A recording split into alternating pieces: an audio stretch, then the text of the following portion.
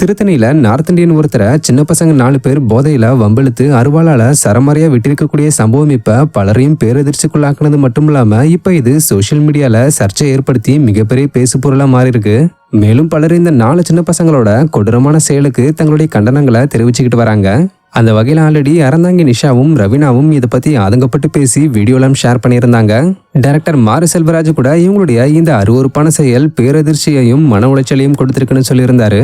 இவங்களை தொடர்ந்து இப்ப சோசியல் மீடியா இன்ஃபுளுசரான ரசிகர்களின் ரசிகன் மணி இதை பத்தி ரொம்பவே கோபப்பட்டு பேசி ஸ்டோரி ஒன்னு ஷேர் பண்ணிருக்காரு.